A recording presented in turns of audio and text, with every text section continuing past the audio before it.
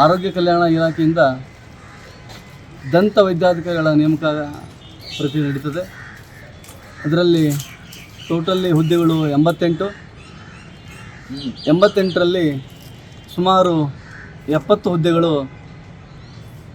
ಅಕ್ರಮ ಎಸಗಿ ನೇಮಕಾತಿ ಆಗಿದೆ ಅಂತ ನಮ್ಮ ಗಮನಕ್ಕೆ ಬಂತು. ಸುಮಾರು ಅಕ್ಟೋಬರ್ 2023ರಲ್ಲಿ ನನ್ನ ಗಮನಕ್ಕೆ ಬಂದಾಗ ನಾನು ಎಲ್ಲ ಡಾಕ್ಯುಮೆಂಟನ್ನು ತರಿಸಿ ಪರಿಶೀಲನೆ ಮಾಡಿದಾಗ ಒಬ್ಬ ಲಾಯರಾಗಿ ಏನು ಮಾಡಬೇಕು ಆ ಕೆಲಸ ನಾನು ಮಾಡಿದೆ. ಅದರಲ್ಲಿ ತುಂಬ ಅಕ್ರಮವಾಗಿ ನೇಮಕಾತಿ ಆಗಿದೆ ಅಂತ ನನ್ನ ಗಮನಕ್ಕೆ ಬಂತು.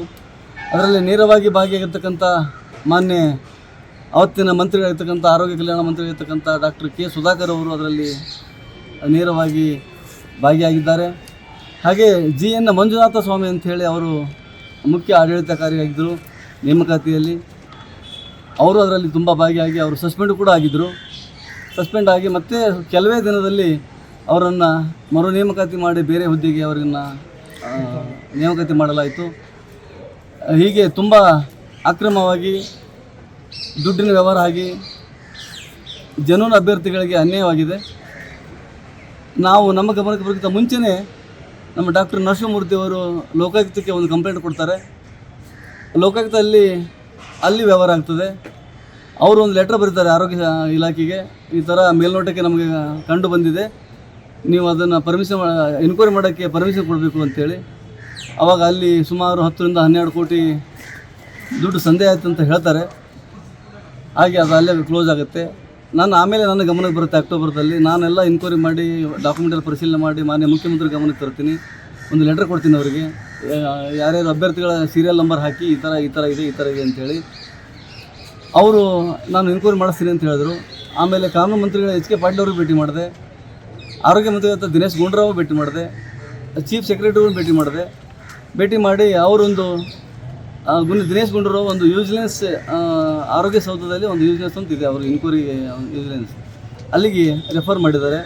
ಅಲ್ಲಿಂದೊಂದು ಲೆಟ್ರ್ ಬಂತು ನನಗೆ, ನೀವು ಕಂಪ್ಲೇಂಟ್ ಮಾಡಿದ್ದೀರಾ, ನೀವು ಇನ್ಕ್ವೈರಿ ನಡೀತಾ ಇದೆ, ನೀವು ಬಂದು ನಿಮ್ಮ ಡಾಕ್ಯುಮೆಂಟನ್ನು ಸಬ್ಮಿಟ್ ಮಾಡಬೇಕು ಅಂತೇಳಿ. ನಾನು 19ನೇ ತಾರೀಕಿಗೆ ನಾನು ಆರೋಗ್ಯ ಸೌಧಕ್ಕೆ ಹೋಗಿ ನನ್ನ ಹತ್ರ ಇರ್ತಕ್ಕಂಥ ಎಲ್ಲ ಡಾಕ್ಯುಮೆಂಟನ್ನು ಅವರಿಗೆ ಸಬ್ಮಿಟ್ ಮಾಡಿ, ಇನ್ನೂ ಹಲವಾರು ಡಾಕ್ಯುಮೆಂಟ್ ನನ್ನ ಹತ್ರ ಇದೆ, ಅದನ್ನು ಇನ್ನೊಂದು ಡೇಟಿಗೆ ಸಬ್ಮಿಟ್ ಮಾಡ್ತೀನಿ ಅಂತ ಹೇಳಿದೆ. ಆವಾಗ ಅವರು ಒಂದು ಡೇಟ್ ಕೊಟ್ಟರು.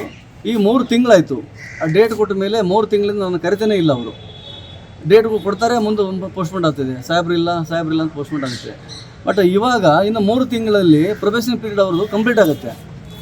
ನಮ್ಮ ಉದ್ದೇಶ ಏನು, ಪ್ರೊಬೇಷನ್ ಪೀರಿಯಡ್ ಕಂಪ್ಲೀಟ್ ಆಗಬಾರ್ದು. ಅವ್ರದ್ದು ಆಗಿದ ಮುಂಚೆನೇ ಇನ್ಕ್ವೈರಿ ಆಗಬೇಕು, ಅನ್ಯಾಯಗೊಳಗಾದಂಥ ಅಭ್ಯರ್ಥಿಗಳಿಗೆ ನ್ಯಾಯ ಸಿಗಬೇಕು, ಅವ್ರು ಏನಾದರೂ ತಪ್ಪು ಮಾಡಿದರೆ ಅವ್ರಿಗೆ ಶಿಕ್ಷೆ ಆಗಬೇಕು, ಅವ್ರಿಗೆ ಜನೂನಿದ್ದರೆ ಅವ್ರಿಗೆ ಅನುಕೂಲ ಆಗಲಿ, ಅವ್ರು ಕಂಟಿನ್ಯೂ ಆಗಲಿ, ನಮ್ಮದೇನು ಯಾವುದೂ ಅಭ್ಯಂತರ ಇಲ್ಲ. ಅಂಥ ಅಭ್ಯರ್ಥಿಗಳಿಗೆ ಯಾಕೆ ಇನ್ಕ್ವೈರಿ ಮಾಡ್ತಾಯಿಲ್ಲ ನೀವು? ಇನ್ಕ್ವೈರಿ ಮಾಡಂತ ನಾನು ದಿನೇಶ್ ಗುಂಡೂರಾವ್ ಸಾಹೇಬರಿಗೆ ಒಂದು 3 ಸಲ ನಾನು ಮನವಿ ಮಾಡಿದ್ದೀನಿ. ಆಯಿತು, ಕುಂತ್ಕೊಂಡು ಮಾತಾಡೋಣ, ಮೀಟಿಂಗ್ ಮಾಡ್ತೀನಿ, ನಿಮ್ಗೆ ಕರೆಸ್ತೀನಿ ಅಂತ ಹೇಳಿದ್ದಾರೆ. ಒಂದು ಸಲ ನಾನು ಕರೆಸಿಲ್ಲ, ಫೋನು ಮಾಡಿಲ್ಲ, ಅವ್ರ ಆಫೀಸಿಂದ ಫೋನು ಬಂದಿಲ್ಲ. ಬಟ್ ಇನ್ಕ್ವೈರಿನ ಅಂತೂ ಮಾಡ್ತಾ ಇದ್ದಾರೆ, ಬಟ್ ತುಂಬ ಸ್ಲೋ ಆಗ್ತಾಯಿದೆ. ಇನ್ಕ್ವೈರಿ ಮುಗಿಯೋದ್ರಾಗೆ ಅವ್ರದ್ದು ಪ್ರೊವಿಷನ್ ಪೀರಿಯಡೇ ಮುಗಿದೋಗ್ಬಿಡುತ್ತೆ. ಅದಕ್ಕಾಗಿ ಮಾನ್ಯ ಮುಖ್ಯಮಂತ್ರಿಗಳಿಗೆ ನಾನು ವಿನಂತಿ ಮಾಡ್ಕೊತಾ ಇದ್ದೀನಿ, ಇದನ್ನು CID ತನಿಖೆಗೆ ಒಳಪಡಿಸಿ ಈ ನೇಮಕಾತಿಯನ್ನು ಅಕ್ರಮವಾಗಿ ನೇಮಕಾತಿ ಮಾಡ್ತಕ್ಕಂಥ ಈ ನೇಮಕಾತಿಯನ್ನು ರದ್ದು ಮಾಡಿ ಜನರು ಇರ್ತಕ್ಕಂಥ ಅಭ್ಯರ್ಥಿಗಳನ್ನು ಆಯ್ಕೆ ಮಾಡಬೇಕು. ಯಾರು ಅಕ್ರಮವಾಗಿ ಈ ನೇಮಕಾತಿಯಲ್ಲಿ ಭಾಗಿಯಾಗಿದ್ದಾರೆ, ಯಾರೇ ಇರ್ಬೋದು, ಮಾಜಿ ಮಂತ್ರಿಗಳು ಇರ್ಬೋದು, ಆಫೀಸರ್ ಇರ್ಬೋದು, ಮಂಜುನಾಥ ಸ್ವಾಮಿ ಇರ್ಬೋದು, ಆಡಳಿತ ವರ್ಗ ಇರ್ಬೋದು, ಸಿಬ್ಬಂದಿ ವರ್ಗ ಇರ್ಬೋದು, ಯಾರು ಅದರಲ್ಲಿ ಇನ್ವಾಲ್ವ್ ಆಗಿದ್ದಾರೆ ಅವರೆಲ್ಲ ತನಿಖೆಯಿಂದ ಹೊರಗಡೆ ತರಿಸಿ ಅವರನ್ನು ಶಿಕ್ಷೆಗೆ ಒಳಪಡಿಸಿ ಅನ್ಯಾಯ ಆಗಿರ್ತಕ್ಕಂಥ ಸಮಾಜದ ಅಭ್ಯರ್ಥಿಗಳಿಗೆ ಒಂದು ನ್ಯಾಯ ಒದಗಿಸಿಕೊಡ್ಬೇಕಂತೇಳಿ ನಿಮ್ಮ ಮುಖಾಂತರ ಮಾನ್ಯ ಮುಖ್ಯಮಂತ್ರಿಗಳಿಗೆ ನಾನು ಮನವಿ ಮಾಡಿಕೊಡ್ತೇನೆ.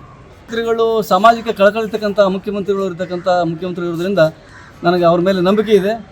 ಏನಾದರೂ ಇನ್ಕ್ವೈರಿ ಮಾಡ್ತಾರೆ, ಏನಾದರೂ ಸಮಾಜಕ್ಕೆ ನ್ಯಾಯ ಕೊಡಿಸ್ತಾರೆ ಅಂತ ನನ್ನ ನಂಬಿಕೆ ಇದೆ ಸುಧಾಕರ್ ನಾವು ಒಂದು 10 ಡೇಸ್ 15 ಡೇಸ್ ಅವ್ರಿಗೆ ಹೇಳಿದ್ದೀನಿ. ಮೊನ್ನೆ ನಾನು ಲೆಟರ್ ಕೊಟ್ಟರು, ಒಂದು 15 ಡೇಸ್ ಮಾಡ್ತೀನಿ ಅಂತ ಹೇಳಿದ್ದೀನಿ. 15 ಡೇಸ್ ಆದಮೇಲೆ ನಾವು ಉಗ್ರ ಹೋರಾಟ ಮಾಡ್ತೀವಿ. ಆರೋಗ್ಯ ಸೌಧದ ಮುಂದೆ ಉಗ್ರ ಹೋರಾಟವನ್ನು ನಾವು ಉಪವಾಸ ಸತ್ಯಾಗ್ರಹ ಮಾಡ್ಬೇಕಂತ ನಾವು ಒಂದು ನಿರ್ಣಯ ಕೈಗೊಂಡಿದ್ವಿ. ಎಲ್ಲ ಅಭ್ಯರ್ಥಿಗಳ ಪರವಾಗಿ ಸುಮಾರು 100-150 ಜನ ನೊಂದ ಅಭ್ಯರ್ಥಿಗಳು, ಎಲಿಜಿಬಲ್ ಅಭ್ಯರ್ಥಿಗಳು ಅವರೆಲ್ಲ ಇದ್ದಾರೆ. ಅವ್ರ ಪರವಾಗಿ ಒಂದು ಉಗ್ರ ಹೋರಾಟ ಮಾಡಬೇಕಂತ ನಾವು ಒಂದು ನಿರ್ಣಯ ಕೈಗೊಂಡಿದ್ದೀವಿ. ಇನ್ನೊಂದು ಪ್ರೆಸ್ ಮೀಟ್ ಮಾಡ್ತೀನಿ, ಮಾಡಿಬಿಟ್ರೆ ನಾನು ಉಗ್ರ ಹೋರಾಟಕ್ಕೆ ನಾನು ಅಣಿ ಆಗ್ತೀನಿ.